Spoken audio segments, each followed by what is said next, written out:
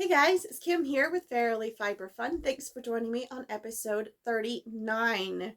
So it is now April 2nd, and a lot has happened in the past month, and I've got a lot to share with you. So we are going to be talking about some finished knits. I actually have a few things that I made this month and a knit in progress. I did some spinning, a little bit of crochet, did some carding for another company, and did a bunch of cleaning and organizing, and we will end with a bit of news and chatter about the WAFA sale and things that I've learned.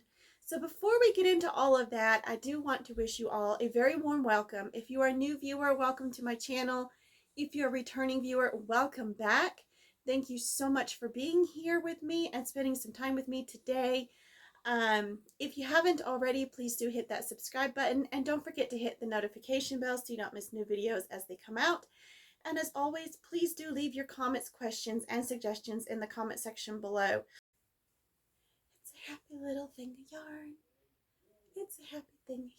I do have a question from a viewer that I would like to address today, but I am really considering doing a separate video on that topic entirely. And the question is, how much fiber in general do you need to spin for knitting a sweater? And most people will tell you you need around a pound. I have spun up a whole pound and only used about 3/4 of it in a sweater. And then other times I've used more than a pound. So I am a 42-inch bust, and I use right around a pound, just a little over a pound. I like my sleeves long. I like a little bit of positive ease. I like the body to be a little bit longer. So I tend to go for about 1.25 pounds to 1.5 pounds just to be on the safe side. If I was going to knit a sweater for my man, who is a 4X, I would spend 2.5 pounds probably for him. So how much fiber you need to spin, and this is not raw fleece, this is already prepped fiber, is between 1 and 1.5 pounds on average. A lot of it has to do with how you spin. So, and all of those details is why I'm thinking about doing a separate video on that topic. If you would like to hear more on that and want me to do a separate video, please do tell me in the comments, and I will jump on that as soon as I can. March, I was sick off and on the entire month of March. It was one thing after another. We had a very, very early spring, and allergies kicked off. I ended up with an ear infection in the middle of the month. At the beginning of the month, I had a stomach virus. I had a migraine. I had like all these weird things going on throughout the month. And so I didn't get a whole lot done. But the March challenge for our Facebook group was to work on something every day. And I chose weaving as mine. And I let everybody choose what they wanted to work on specifically. The idea was to weave a few minutes every day. I failed. I failed miserably. I wove a total of 5 times the whole month. Now, part of that is because I wanted to move the loom. It was situated, and I'm going to show you some pictures. So it was situated in a part of the room where, in order to weave, I had to move a bunch of stuff. And there was no space really between the bench and my bed. And now that I'm looking at it in the new location, is at the foot of my bed, and my bed is this way and the loom is this way. The front of the loom, the back of the loom, and the foot of the bed. It's the same length as my bed is wide. So that explains why there was no room, because it was like having 2 queen beds in my room with a narrow walkway in between. And my room was just a disaster and it was driving me nuts. So I spent quite a lot of time during March on the days that I was feeling good, rearranging and organizing and cleaning, and even got a new piece of furniture. And I actually drew out on grid paper the bedroom and every piece of furniture. I cut the pieces of furniture out, labeled them, and moved them around on the paper. I'll throw in a few pictures of that to show you what I'm talking about. And finally, I settled on a layout that I really liked. And then it was a matter of having the energy and feeling good enough to be able to move everything. And once that was done, then I found a piece of furniture to bring into the house to improve things significantly in my bedroom, and now I'm really, really happy with it. So there's still a lot of work that needs to be done, but that was the main thing that was preventing me from getting anything else accomplished between being sick and rearranging and organizing everything in my room, which is my office, my bedroom, my storage, and my weaving studio. So it's not a lot of raw fleece storage, although my closet does have a bunch of fleeces in it. I have fleeces in every single closet, and I have wool in almost every room of the house. My poor family. In every nook and cranny, I've got wool and things. So right now, my bedroom is mostly like what I'm looking at right now. So what I'm looking at right now is the inventory I have on display for my WAFA sales. So it's one of each product that I have. Either I only have one or I have multiples, but I only have one on the shelf.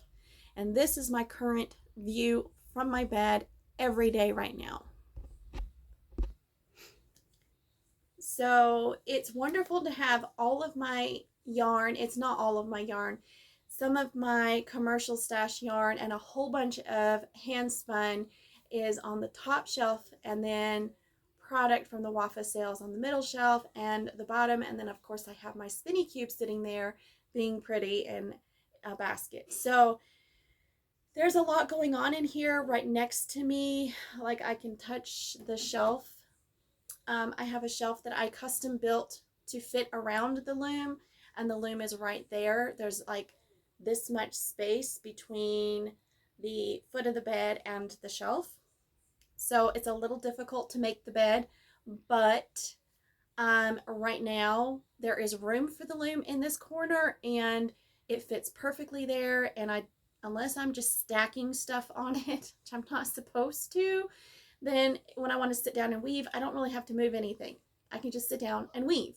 And that was the goal for rearranging. And I did weave for about 2 hours, not in one sitting, but like 2 or 3 different days after moving the loom. And I really enjoyed it. And I did experiment with the new setup, and I got a little filming in, so I'll show you a clip of that. So I know, my warp is not tensioned properly. The whole loom is a mess right now. So my heddles won't go up and down without assistance. So I am lifting them manually. Part of it is extremely sticky yarn. And a big part of it is me. So as soon as I'm done with this panel, I will take it off the loom and retension, retie on. I know exactly what I did wrong, and I will be able to fix it. And if I still can't lift pedals with the pedals, then I'll just keep doing like I'm doing now. I have to say, as far as the bedroom is, even though it's nowhere near done, I want to live in here all the time now. Before it was just a place that I stored junk and I would sleep in here. I would do my filming. I had to constantly move stuff in order to weave. I had to throw stuff on the bed. In order to film, I had to move stuff off the bed. In order to, no matter what I did, I had to move stuff. And it's getting to the point where I don't have to do that. And my room is actually feeling not just a room to exist in, but a room that is comfortable and warm and welcoming and peaceful. And that's very, very important. And I'm so happy um, to have this level of organization achieved. But I still have room for improvement, and there are other parts of the house that need this even more. But at least I have a bedroom again, and I have a floor space. Like, I could actually lay down and do exercises on my floor now, which is great. But that's enough of the rearranging shenanigans. Another thing that, well, one of the things that I did on a lot of the days that I was sick was knitting, and I did a lot of vlogging of the knitting. So I have a few finished items that were not just finished but filmed. And one that you will be seeing very, very soon. It's already been edited and uploaded. It just hasn't gone public yet. Or the design of these beautiful socks. I decided to take you along on the process of designing a sock pattern. And in that video, I go into all the details. I share the whole process. I talk about the cable design and the name of the pattern, which right now I cannot remember. And I don't have the pattern written down yet, so I need to do that before I forget what I did. It's pretty straightforward, and I still have the chart, so and I still want to knit a pair for myself in another color, which again you can hear about in that video when it goes out, so keep an eye out for that. But this took a lot of time because I was vlogging the process of knitting these, and that meant I had to work on them. And then knitting was the only thing I wanted to do. I was just sitting in the bed watching YouTube or shows on Disney Plus and just knitting nonstop. That's all I wanted to do. So I was in the process of knitting my first of the Neptune hand spun socks. This is from my Neptune spin. And Neptune was the first installment of our Galaxy Adventures Fiber Club from 2023. The Fiber Club ended in February of this year, and I that's just really weird that it landed 2 months into 2024. I think I would do things differently the next time I do a club. But that's another story for another day. So I love how the fiber knit up. And I knit the first sock. I was about halfway through when I decided to start vlogging the process.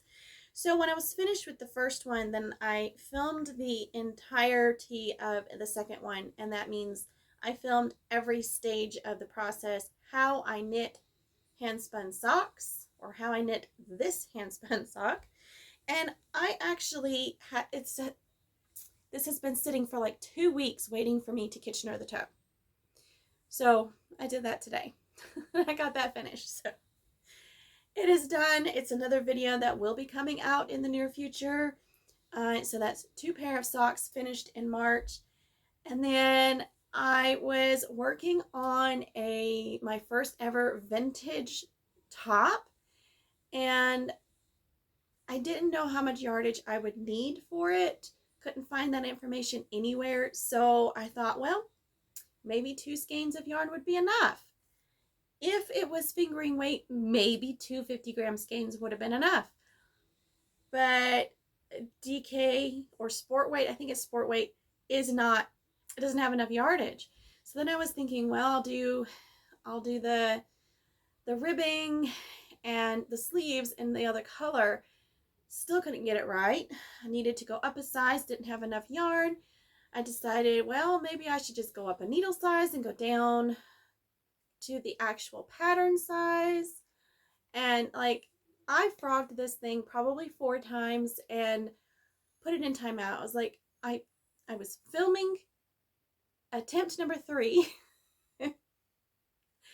And when I had to rip it out again, I was like, you know what? I'm done. It's going in timeout. I'll get back to it another time. I'll try it again. on bigger needles and see if I can get the entire top out of these 2 different colors of yarn. I doubt I'll be able to. I think I'm going to have to use different yarn. But while that's in timeout and I kind of consider my options, because I have other yarns I could use, I started working on designing my own tank top. Why would I do that when there are so many beautiful tank tops already designed, ready to be knit up, full instructions, you know, super easy? Because why not? So I started at the waist. I didn't know how I wanted to shape it. So I started at the waist, worked up, and then I picked up from the waist and worked down. And I am now working on the bind off, which is an I-cord bind off. I hate doing I-cord bind off because they take forever. But I do like the way it looks. And I just lost my I-cord stitches. Let's not do that. So I can't really show you the whole thing because I've just bound off a little bit. And I can't spread it out on the needles to show you better. So I will show this off in the next episode or whenever it is I've got it finished. So far it fits. I'm not sure if I'm going to like the way it fits. There's a whole lot of things I need to change. I don't have anything else to say about that. I just need to work on that. So this is my in progress knit, and I am keeping tabs on what I'm doing. So I am making notes as I go when I remember to update them. And that's it on the knitting. So I was watching a YouTube video while I was knitting, like I do, because I love to watch YouTube videos while I knit. And this one lady, I gotta change position here. My knees are getting stiff. You know, getting old is no fun. I love it that I'm 40 now and I can just totally make jokes about how old I am. And I can blame all the stiffness on my age. Yeah, there are benefits to aging. For anybody that doesn't want to get old, there are benefits. So, I know I'm not old compared to a lot of people, but you know,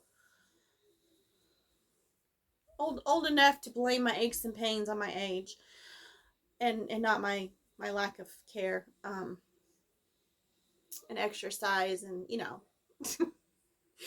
Anyway, I was watching this one YouTube video and I don't remember who it was or what video it was. I don't remember anything about that. All I remember is she was talking about the project she had just finished, and then she was cleaning up her stuff. Anyway, if I can find it, I'll link it down below. The only thing that's important about it, as far as this conversation goes, is she put some yarn that was caked up. She'd finished a project. She needed to put the yarn away. She put it in a plant hanger. And I was like, oh my God, that's amazing. I want one. So I sat down and I crocheted a plant hanger. And then I put my rainbow yarns in there. It's not perfect. It's not great. But it's super cute. And I think I want to make a few more so I can hang them in different places around the house. Just to have these little plant hangers full of yarn. Maybe I'll pick up a few professional plant hangers and stick yarns in those. Anyway, I have a hook on my wall right in the center of my window, and that's where I've been hanging the plant that is made of yarn, the wool. Anyway, I love the concept, and I love how it was an easy crochet project when I was wanting something to do, but nothing sounded good. Nothing was kind of flowing, and I was kind of meh. And then I saw that video, and I was like, oh my gosh, I need one of these. So I made one, and then I was really happy. So plant hanger for the win. I mean, who would have thought that you could stick your yarn in a plant hanger and decorate your house with it? Like, plant hangers are for plants. That's kind of how my brain works. Anyway, that is all of the knitting, crocheting, stuff like that. I did manage to get a few spins done, even though I didn't feel like spinning a whole lot. Most of the things that I spun were small. Okay, half of them were small. So I have been making bats and Rolags and using lyocell as an add-in. And it's labeled lyocell from RH Lindsay wool. I keep wanting to say it's rhlindsay.com, but it's rhlindsaywool.com. Anyway, it's very short stapled, crimped tinsel. It's shiny, it's soft, it's very, very short stapled, kind of like cotton, maybe a little bit longer than cotton, but it's not a type of fiber that you could just make a yarn out of. It is a textural interest fiber. And I've been using it and I really love the idea of it, and I love how it looks in the bats and the Rolags, but I had not spun it myself. So I had leftovers from when I was upcycling old colorways into new bats, which is how I make my magic potion stuff. I take a braid of fiber and break it up, throw it on the drum carder with some cool stuff, and there's a magic potion bat. Anyway, so I have 2 sample yarns that I spun to get a feel for how the lyocell works. And I'm loving the texture, but some of it is coming out of the yarn. So, I mean, I thought that might happen, but I'm a little disappointed that it comes out so easily because I just broke a piece off. Like it's just coming out. So, not the happiest with it, but it's not prickly or anything, and I think this would be super cute in a knit fabric or even a woven fabric. So this is the first leftover. Well, actually, I don't know which one was first. I think in the carding, this one was first. And then the second one, I feel like I had a little more. Here I've got a whole clump that just came out. I feel like I had a better idea of how to spin with this fiber, and it's shedding it, and I don't know, it's fun. I like it. I think it's great when you want to do an art yarn, but where it shines is in the spin that I've already published. It's the Earth Bat from Fiber Adventures Club, and I core spun the entire bat. It was very heavy on the lyocell, and I love how it acts as a core spun.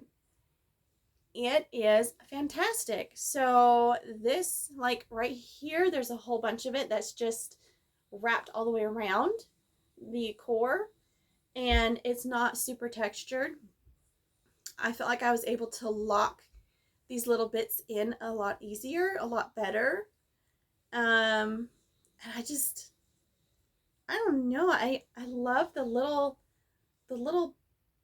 bits of fun here. And yeah, some of it's coming off and some of it will wiggle out over time, but like, it's so fun. So yeah, I think I'm going to keep using it, but I'm probably not going to buy it again. So it's not that incredibly fantastic.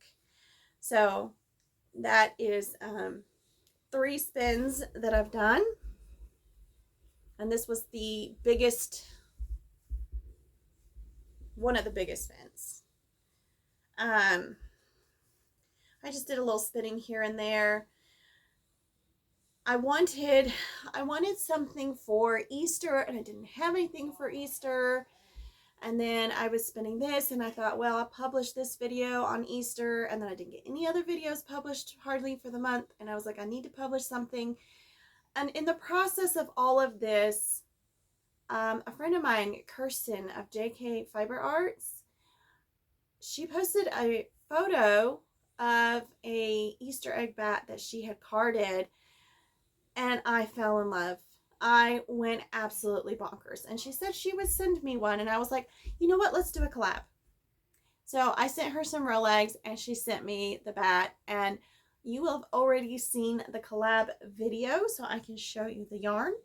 I am filming this before that video goes live, but that video will be up before you see this one. So if you haven't seen that one, hop on over and watch it, both mine and hers. And in my version of the collab, there is a link to her video. So, and vice versa.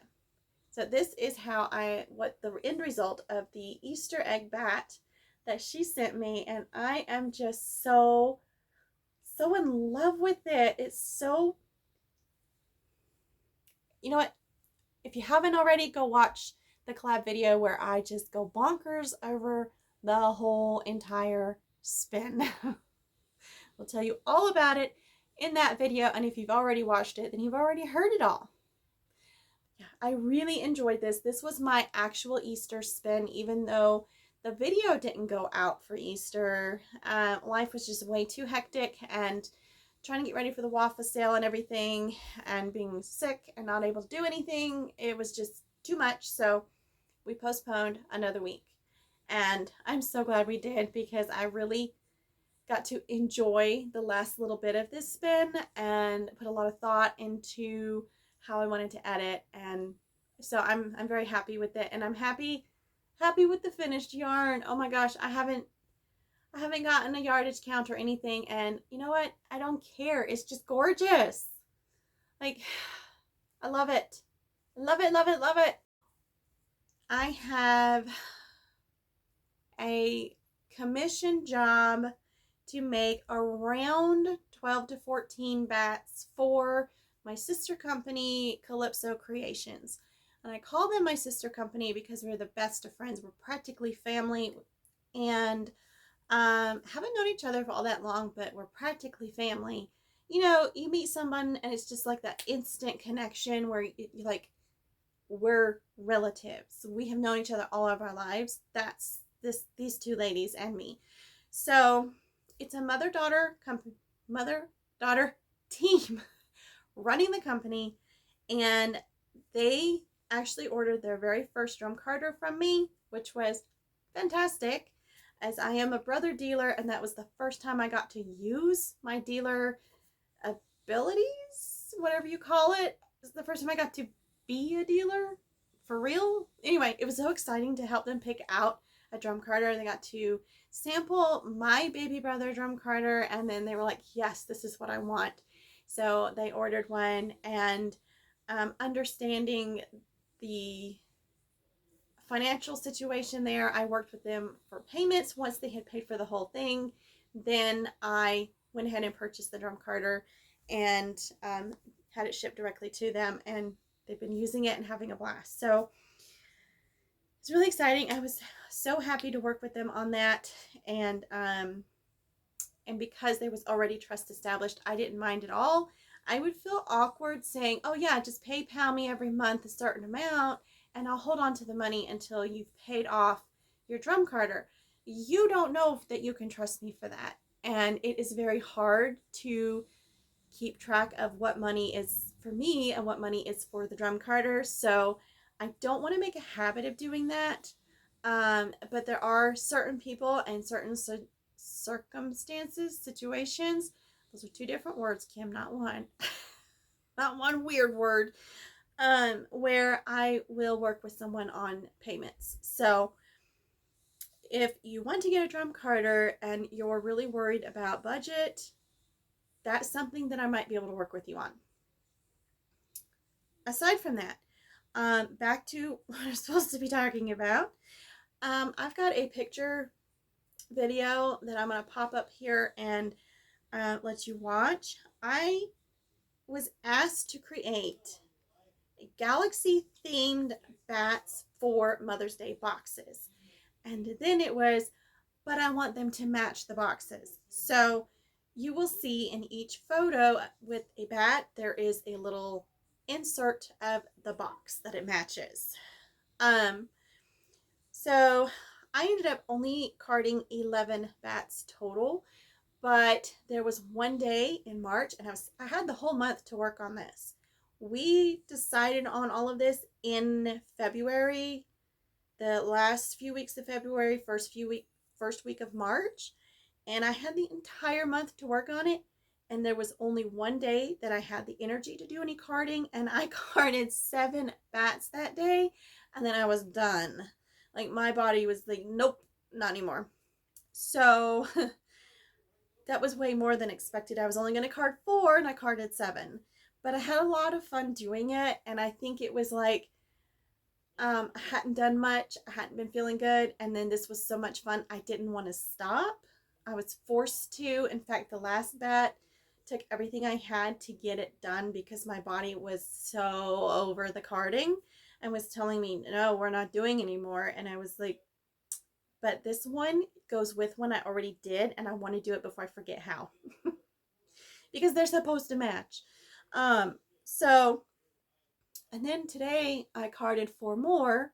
This is April 2nd, so it's not technically March, but I carded the last bats. There was only 4 more, and then I ran out of fiber. So the fiber was provided by Calypso Creations, and so I had a limit on how many I could make. And they were like, well, maybe 14 if we can do enough. And we just didn't do the math properly or something. I'm not sure. I think originally it was supposed to be 10, and then it went up to 14, and then it, like, anyway, I love them to death. They're so flexible and so accepting, and just whatever happens happens, they're good. So I love those ladies so much. Anyway, very happy to have them done. Very proud of how they turned out, and excited to get them turned in because they are going in Mother's Day boxes, and those boxes are going up on Calypso's website, which is linked down below. Go check them out. I'm not sure when the listings will go live compared to when you see this video or when this video goes up, but go ahead and check them out. And also, I know Calypso Creations is my neighbor at the Sati Fiber Festival. It's called Fiber in the Valley in Sati, Nakuchi, Georgia. We will be in the Nakuchi Cultural Center, and it is a couple of buildings. There's a museum, which is amazing. I've walked through the museum. It's so cool. And then there's a very, very old schoolhouse that's been converted into sort of like a gift shop where local artisans bring their wares and they get sold there. It's really, really cool. Loads of pottery and felted items and just so many neat things. There's jewelry. So if you're in the area on Mother's Day weekend, make sure you come to the Fiber Festival, go to the gym, and see me, Fairily Fiber Fun, and my good friends Sam and Jesse of Calypso Creations, who will be right next door to me. I did request that we had neighboring booths, so I'm super excited for the Fiber Festival. This is my 2nd year of doing it, and it will be Calypso's 1st year, so it's gonna be so much fun. I cannot wait. But I was supposed to do a ton of work in the month of March as part of preparing for the next WAFA sale, which has already happened, and doing extra for the Fiberfest. Well, the only thing I managed to do was make 4 different kits. I made 2 of each, so it's a total of 8, but they are brew your own potion kits, and what that means is card your own bats. And I will be making a video very soon on taking one of those kits, carding up some, and then I will do a blending board version, because I did have someone ask during the WAFA sale, can you do this on a blending board? So I want to make sure to put both versions in a video so that you know how to um, use the blending kits and make your own magic, you know? Super cool. It's a concept that I'm really excited about, and I just kind of had one day where I had just enough mental capacity to do it, but not a whole lot of energy. And I was like, I'm just gonna do this. So I started throwing these kits together. I did film a lot of it, but it was kind of all over the place. And I was like, put stuff over here and stuff over there and go running into the other room and go do this. It was a mess. But I did it. I filmed it. I got everything in boxes. I got it all pretty. I did it probably 5 different ways and finally got everything the way I wanted. And so pictures of the kits should be popping up now. Just what's in them. So this is what shows in the shop listing that I haven't created yet. These are the shop listing pictures that will be. Anyway, once I make the listings, you will see these pictures. There we go.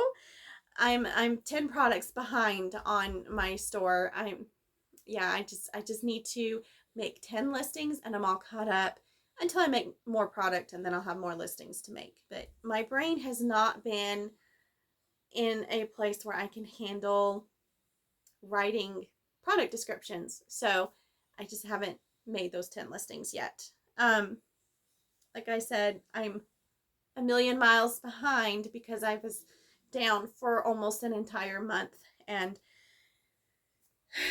it's not great. But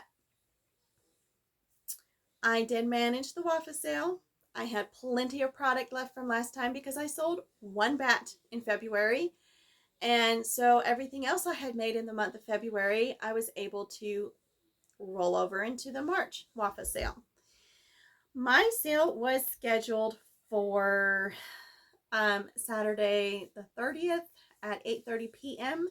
And at first I was like, oh my God, that's way too late. I'm usually in bed at 7. And I was like, maybe my sale will do better later at night. Totally forgetting that I get a little silly at night when I'm tired. So, yeah, that went really, really well. Surprisingly well. But the interesting thing is that Friday morning, the whole festival starts off Friday morning at 10 a.m. And every vendor has a 30-minute time slot. And so it runs from 10 a.m. to probably around 10 p.m. And we're talking Eastern time.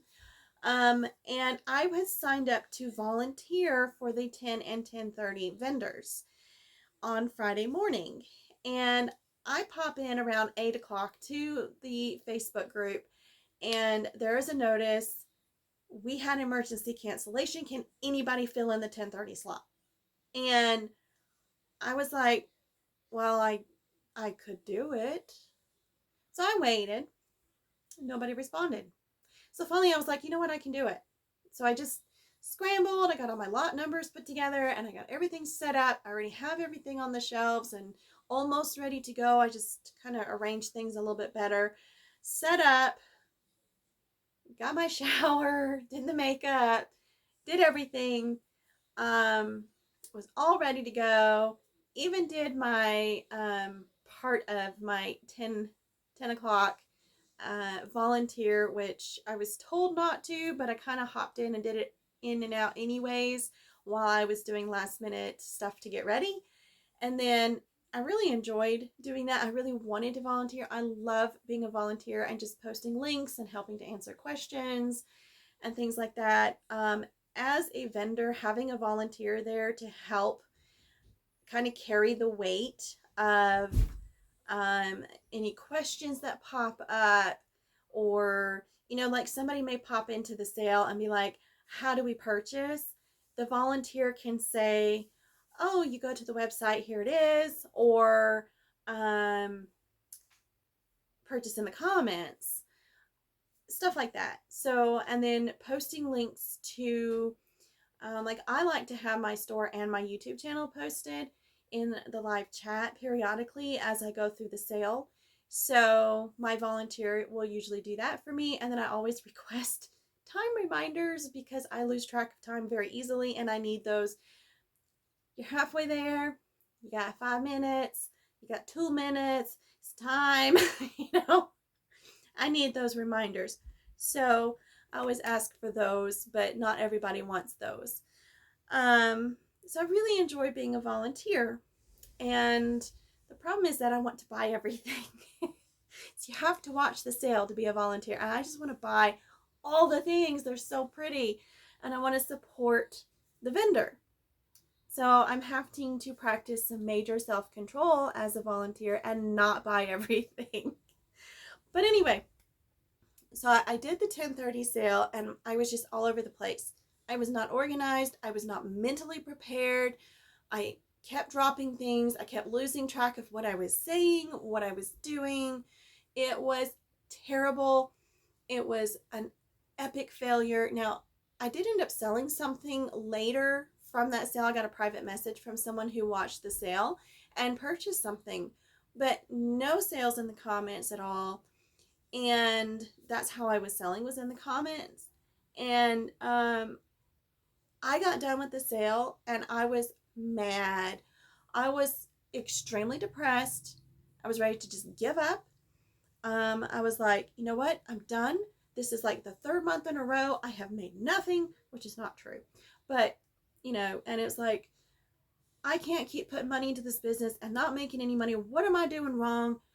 What's wrong with me? And I was just spiraling down bad. And then it was like everything that has been bugging me for the past year and a half just came boiling out of me. And I was ranting and raving about everything. And my man was so patient. I was crying and stuff. And he just calmly talked to me. He let me get it off my chest. He was very supportive. He was careful to tell me that my feelings were valid and he understood them, and he wasn't trying to say that my feelings weren't important or that I wasn't feeling a certain way. He was trying to say, I understand how you feel and understand why you feel this way. This is another way to look at it. And this is how I recommend we move forward. And he was so supportive and he really, really helped me. Well, then I realized that part of that was hormones.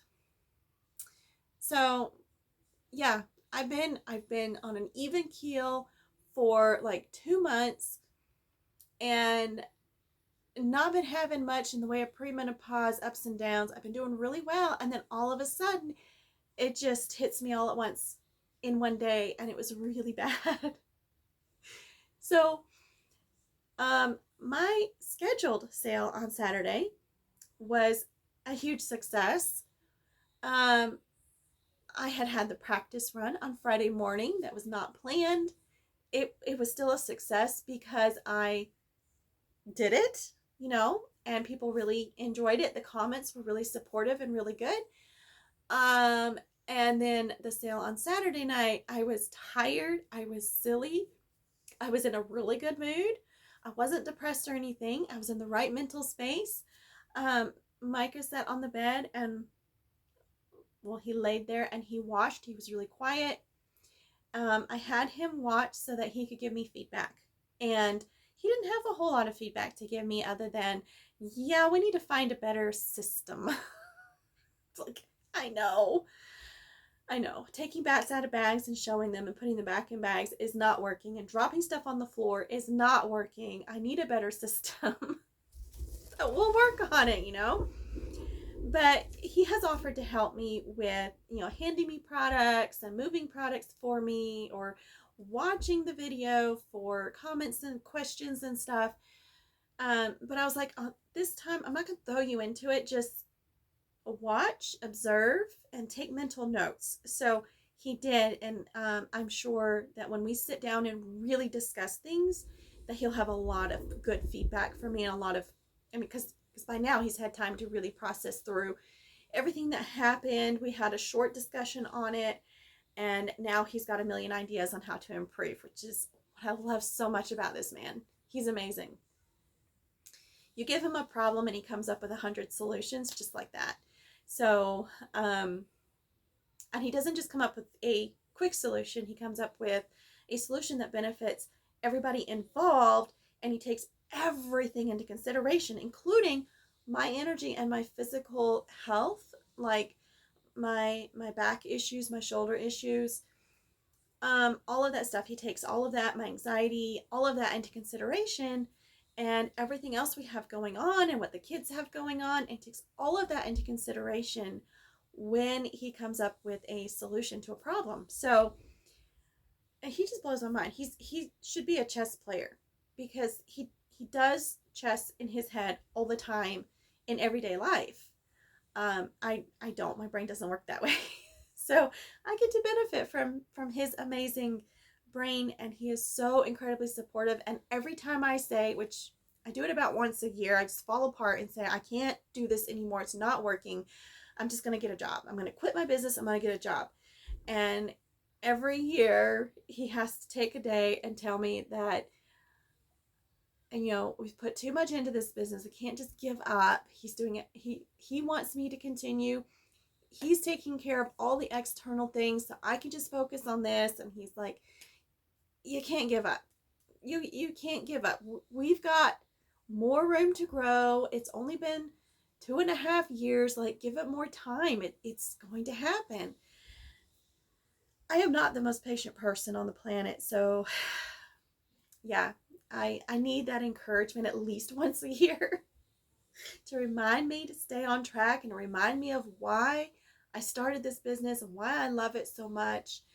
And yeah, sometimes we have to step back and reassess and make changes. And that's not a bad thing. But when you're in the moment of frustration and depression, is not the time to make plans or make decisions. So I'm really glad I didn't make any decisions. I said I'll wait until June to make any decisions, because the Fiber Festival is Mother's Day weekend, which is May 10, 11, and 12. May 10th is the workshops, and I am including that in this is the dates of the festival, because I'm teaching a workshop on Friday the 10th in the morning. I am teaching a beginning drop spindle class, and I'm really nervous to see if anybody signs up for it. But you'll be able to find out everything you need to know about the Fiber Festival when you click on the link below, including the workshops. Now it's like really, really late, and I've talked for an hour, almost an hour, and I was supposed to go to bed when I started this. So I should probably wrap this up and say goodnight and get some beauty sleep, since I did not sleep great last night. That's okay. We have our moments. So, little bouquet of yarn here, floppy yarn and non-floppy. I need to go to bed. All right, you guys, I have thoroughly enjoyed this video, and I hope you did as well. It's a little longer than usual, but I enjoy watching the long ones, so maybe you will too. Yeah, please tell me in the comments. I had a question earlier. Don't know what it was. Don't know what it is now.